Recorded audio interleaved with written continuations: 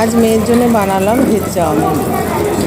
প্রথমে চাউমিনটা একটু সেদ্ধ করে নিলাম, তারপর সবজিগুলো সব কেটে রেখেছিলাম। কাটার পর ভাজতে দিলাম কড়াইয়ে, পেঁয়াজ কুচি দিয়ে ভাজা ভাজা হয়ে গেলে সবজিগুলো সব এবারে দিয়ে দেবো।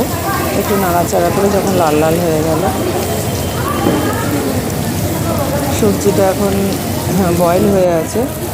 তারপরে পেঁয়াজের সাথে একটু হলুদ, সামান্য হলুদ, নুন দেওয়ার পর ভাজা হয়ে যাওয়ার পর আমি এবার সবজিগুলো দেব। সবজিগুলো দেওয়ার পর ভাজা যখন হয়ে যাবে, সবজিগুলো লাল লাল হয়ে একটু নরম হয়ে আসবে,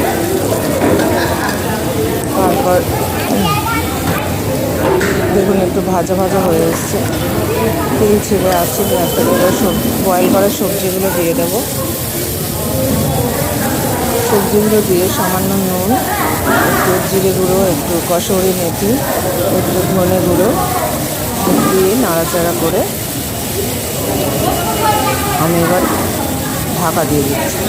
ঢাকা দেওয়ার পর যখন পেঁয়াজের সাথে সবজিগুলো সব মাখা মাখা হয়ে যাবে, নরম হয়ে যাবে, ভাজা হয়ে যাবে, তারপর ওই বয়েল করা চাউমিনটা দিয়ে দেবো। দেওয়ার পর বেশিক্ষণ হিট দেবো না, কারণ এমনি হালকা বয়েল হয়ে আছে। সবজিটা ভাজা হয়ে গেলেই চাউমিনটা দেওয়ার পর একটা ডিম দিয়ে দেবো। আপনারা ডিমটা ভেজেও দিতে পারেন টুকরো টুকরো করে। আমি সবজির সাথেই ডিমটা ফাটিয়ে একটু নুন মিশিয়ে দিয়ে দিয়েছিলাম। তো তারপর নাড়াচাড়া করার পর ডিমটা ছোটো ছোটো টুকরো হয়ে গিয়েছিলো সবজির সাথে, আর খুব সুন্দর একটা স্মেল বেরোচ্ছিলো। ডিমটা যখন আর সামান্য একটু তেল কম মনে হলো, আমি একটু তেলও দিলাম। তো দেওয়ার পর সবজিটার সাথে ডিমটা ভাজা হয়ে যাওয়ার পর পুরোটা যখন সুন্দরভাবে ভাজা হয়ে গেছে, আমি তারপরে আস্তে আস্তে করে চাউমিনটা দিয়ে দেবো। আপনি এতে ম্যাগিও দিতে পারেন। আমি চাউমিন একটু বয়েল করেছিলাম আর অর্ধেকটা ম্যাগি ছিল। চাউমিনটা যেহেতু কম ছিল, একটু ম্যাগিটাও ছিল, সেই ম্যাগিটাও বয়েল করে দিয়েছি। আর ম্যাগি বা চাউমিন যখন সেদ্ধ করবেন, তো নুন দেবেন সামান্য, আর একটু সর্ষের তেল বা সাদা তেল যদি দিয়ে দেন, তো ম্যাগি বা চাউমিনটা গায়ে লেগে থাকে না।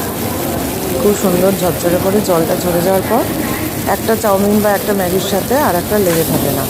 আমি এরপরে পুরো চাউমিন আর ম্যাগি মিশ্রণটা দিয়ে দিলাম। দিয়ে দেওয়ার পর তলার থেকে ওপর, উপর থেকে তলা পর্যন্ত আস্তে আস্তে করে, খুব বেশি খুন্তি দিয়ে নাড়া যাবে না, তাতে চাউমিন বা ম্যাগিটা ঘেটে যেতে পারে।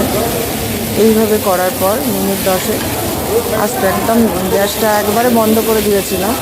কড়াইয়ের যে হিটটা ছিল সেই হিটেই সবজিগুলো, আর আপনি একটু চিলি ফ্লেক্স আমি আলাদা করে রেখেছিলাম। পেঁয়াজটা অনেক কিনতেও পাওয়া যায়, আর আপনারা যদি সরু সরু করে পেঁয়াজটা কেটে একটু লাল লাল করে ভেজে, ছড়ানো চলবে না, তো ওটা আলাদা করে কৌটো করে পরিয়ে রাখতে পারেন। ওটা প্রায় 1 মাস মতন থেকে যায়। আমি প্রায় যখন বাড়িতে চাউমিন বা ম্যাগি করি বা একটু আলুর দম করি, ওই কসুরি মেথি আর আপনার পেঁয়াজের টুকরোগুলো সরু সরু করে কেটে এবং ভেজে কাঁচের জারে পুড়িয়ে রাখি, প্রায় অনেক দিন যায়। আর খুব সুন্দর গন্ধও লাগে। আপনি একটু আলুর দম বা মাংস, মটন হোক, চিকেন বা কোনো সবজির তরকারি যেটা আপনি আমিষ করবেন, তো দিয়ে যদি নাড়াচাড়া করেন খুব ভালো হয়। তো এবার আমার প্রায় হয়ে গেছে, আমি দেখলাম মুখে দিয়ে। আর এর শেষকালে ম্যাগির যে মশলাটা থাকে সেটা একটু ছড়িয়ে দেবো। আর আমার সব কিছুতে একটু মানে, যেহেতু আমি এদেশীয় ঘটি, তো আমার সব কিছুতে একটু মিষ্টি মিষ্টি ভাবটা ভালো লাগে। আপনারা মিষ্টি না দিতেও পারেন। আমি সামান্য বা অল্প মানে একটু চিনি, গোটা চিনিটা গুঁড়ো করে রেখে দিই শিশিতে। তো সেই চিনি গুঁড়োটা আমি সামান্য দিলাম, আমার খুব ভালো লাগে টেস্টটা। আর টমেটো সসটা এখন দেবো না, টমেটো যেহেতু অলরেডি দেওয়া আছে। পেঁয়াজ যখন ভেজেছিলাম, পেঁয়াজ ভাজার সাথে টমেটোটাও কুচি কুচি করে দিয়েছিলাম। এরপরে আপনারা যদি ধনে পাতা বা টমেটো সস দিতে চান, তো মশলাটার সাথে মেখে নাড়াচাড়া করে আপনারা দিতে পারেন। আমার টমেটো সসটা, যেহেতু টমেটো দিয়েছি দুটো, সেহেতু আলাদা করে সস দিয়ে নিই। আপনারা দিতে পারেন সয়া সস দিতে পারেন, চিলি সস, টমেটো সস, যে যেটা ভালোবাসেন। তো ম্যাগির মশলাটা দেওয়ার পরে একটা সুন্দর গন্ধ বেরিয়েছে। আর ডিমটা দেখুন, ডিমটা এমনি অটোমেটিক ছোটো ছোটো ছোটো ছোটো করে